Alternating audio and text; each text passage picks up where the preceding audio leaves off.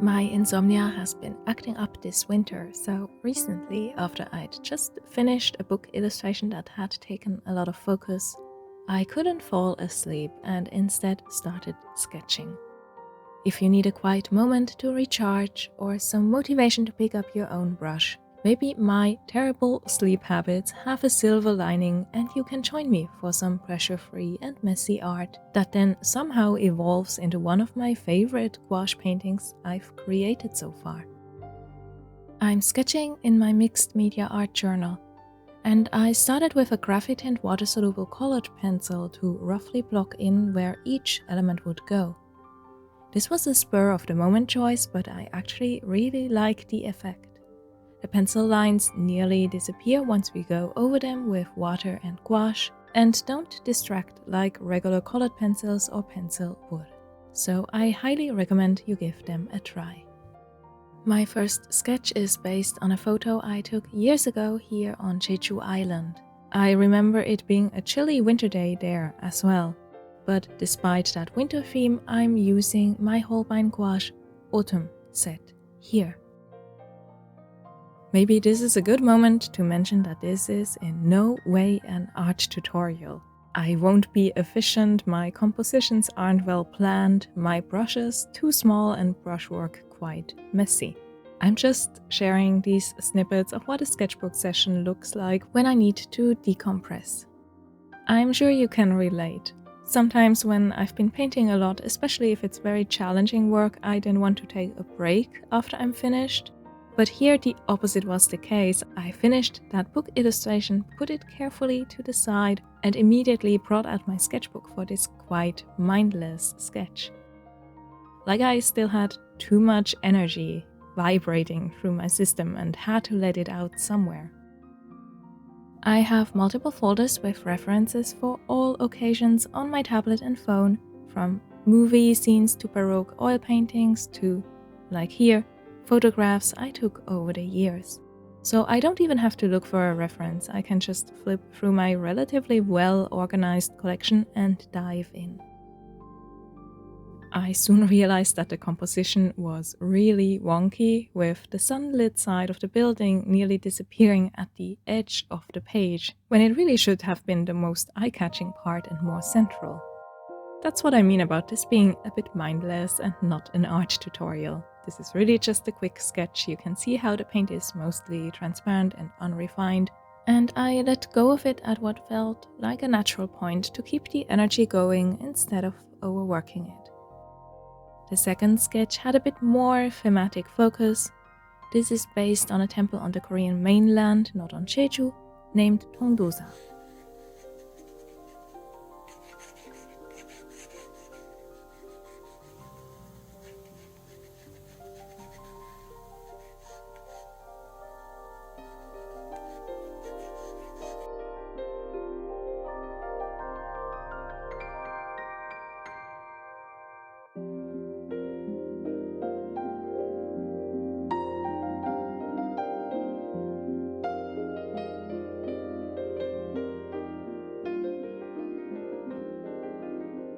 I really liked the woodwork, which was mostly unpainted and kept in dark shades. So I focused on the structures overall and got to use more of the browns and oranges of my Holbein gouache palette.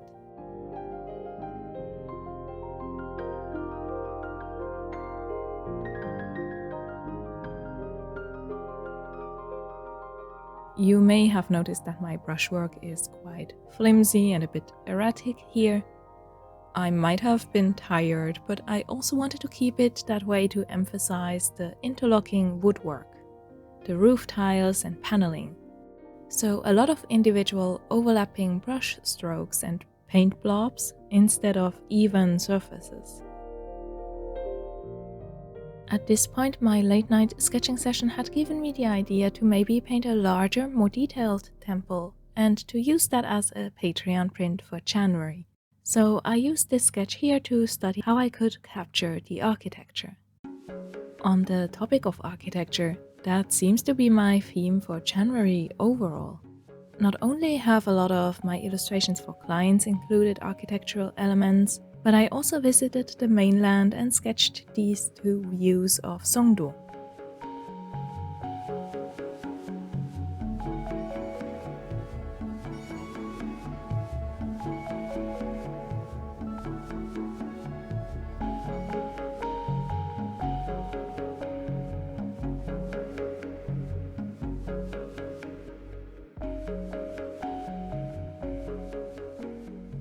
We were only there for 2 nights for a family event, so sketching wasn't much of a focus, but on that particular day, the sun made the -9 degrees feel pleasant, and sunlight sparkled all over the skyline.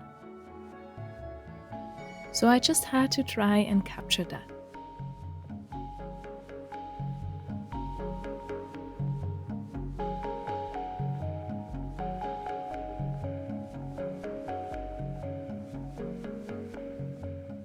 I had the same palette with me for that short trip, so you can see what I mean with versatile when it comes to these autumn colors.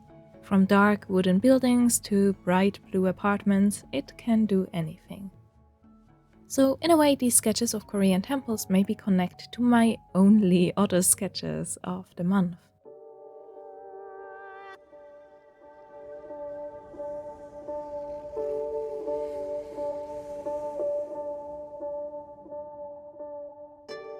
For my sketch of Tongdosa as well, I didn't want to overwork it. I like the transparent layers to represent the roofs. As we visited on a very cloudy day, I tried to keep the gloomy lighting consistent too. On an overcast day, shadows aren't sharp and there's barely any bounce light to observe. Instead, the ceramic roof tiles reflect the grey sky above. And I just kept my color mixes quite simple, earthy and muted. If this were a proper tutorial, I'd probably mention that we should be using a larger brush, maybe block in some overall shapes, but honestly, I really enjoyed working with my small flat, as it was the perfect size to capture all these individual wooden and ceramic parts that make up temple architecture. This overcast scene also brought to mind the Color and Light art book that I'd bought a couple months ago and have been kind of working my way through. There are lots of tutorials in there concerning specifically landscapes under different lighting situations at different times of day with different weather. So kind of remembered that and tried to capture some of what I've learned from there. I'm probably not the only one who feels the need to recharge.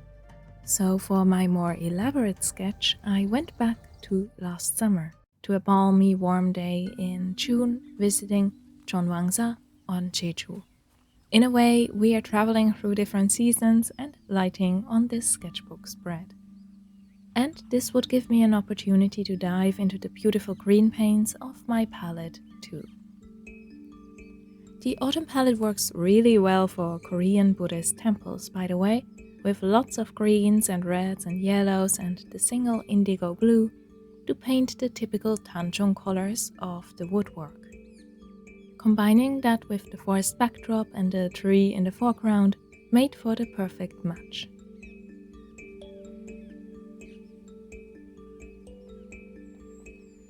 My sketch, still with that Graphitint pencil, was incredibly rough, as you can see, and I didn't really construct my building and mostly seemed to ignore rules of perspective overall.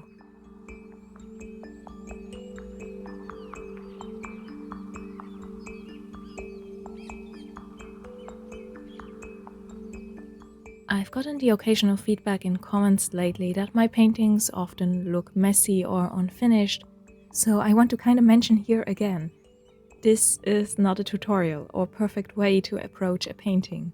I'm just showing what happens when I start to sketch without the usual thumbnails, composition or color studies, or any kind of preparation really, and just see what happens.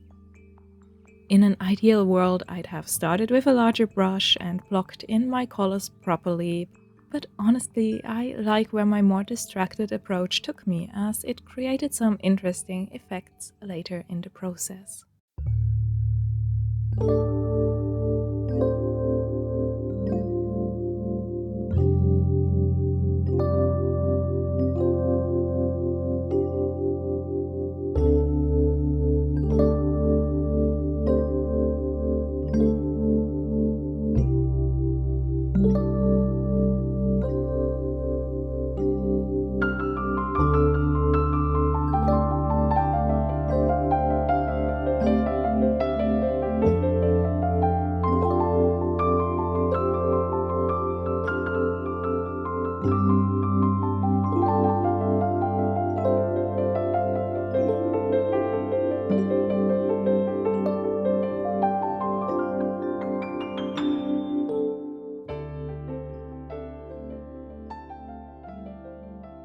I used my own video footage as reference, so I'm not focusing on proper constructed perspective. And the tree is a made-up combination of multiple trees in the area. When I posted the preview pictures for this on my channel, I got a really interesting comment on different approaches in Western and Asian art. Now, there's a lot of nuance here that can get lost, of course. Modern Korean artists use perspective or don't, depending on style and intent, just as everyone else. And how we understand perspective and what meaning is assigned to it changed constantly through different periods in art history around the globe. There's also a lot of conflating of Asian art with only Chinese traditional paintings. So again, nuance that might get lost, and I'd like to read more about the symbolism and use of perspective in Korean painting compositions specifically. It did bring to mind one of my favorite contemporary artists here in Korea, Bohie. She has an atelier here on Jeju, and her landscapes of the island are incredible, letting go of perspective, embracing a very flat approach completely. I kept my own scene quite flat as well. Usually I'd let the background fade out more, use more blues and less contrast to emphasize the perspective, let the details blur, but I wanted to condense everything, so that once we're past that tree leading us into the scene, we feel very close yet distant at the same time. In acrylics, I work with intense contrasts, often blocking shadows in first. In watercolors, I go from light to dark with soft layers. But with gouache, I often paint mid-tones and then push and pull them in both directions. Light gouache paint dries darker, while dark gouache paint dries lighter. So starting at an established mid-tone makes control so much easier, and the overall painting process felt very meditative as I just kept on layering.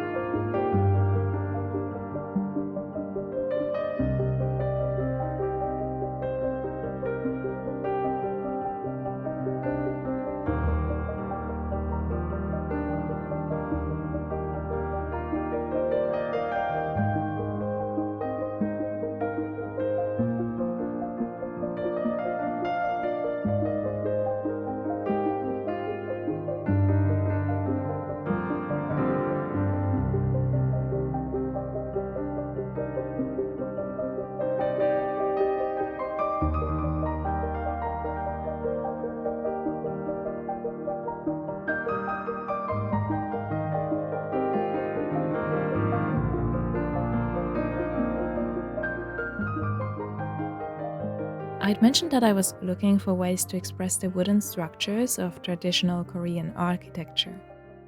A lot of it is focused around gongpo, the wooden eaves that support the rafters, made from interlocking pieces that create structural integrity without any nails or bolts. I'd recommend looking up gongpo. It's really fascinating to see it come together like an intricate puzzle box. I tried to capture all these wooden pieces with first transparent and then more and more opaque paint layers on top of each other. I think this captures the overall idea without going into measuring or needing to construct each and every wooden part of it.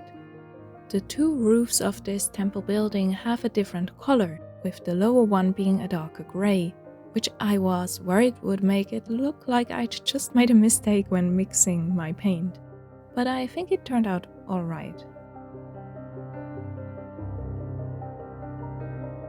And after all that layering of midtones, it was incredibly satisfying when, towards the end, I got to bring out more and more white paint to capture that bright summer sunlight hitting tiles and stone sculptures.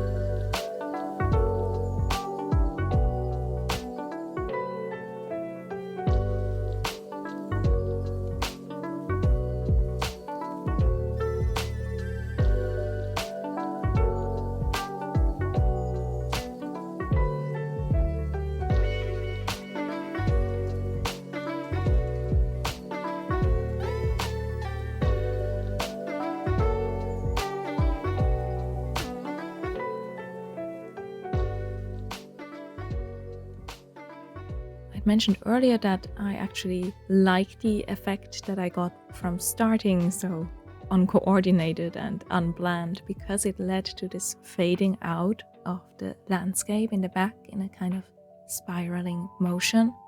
That's really just because I didn't block in my colors on the entire page and then later decided that I liked the shape that I'd created kind of by accident. But I think that's a very important part of art, letting those accidents happen and not always going for the perfect approach, just to see where that leads us.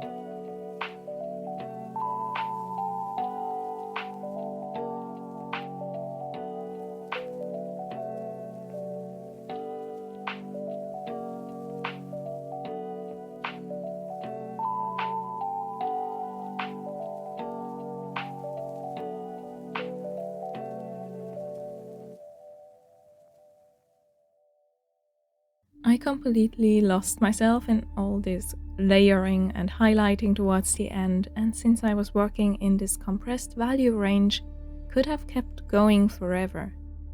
It was the perfect subject to recharge my creative batteries, and if you like the result, even with its humble beginnings, this is the January art print for Patreon, with a large version for the Blue Dragon tier and a postcard version with a little stamp detail on the back with one of the other sketches for the Cat Dragon tier.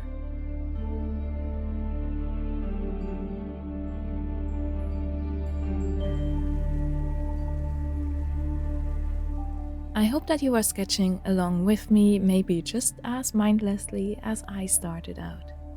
If you're tired, anxious, winter is getting to you, or you needed a moment of peace, then I hope you enjoyed my ramblings on Korean temples and my love for these buildings.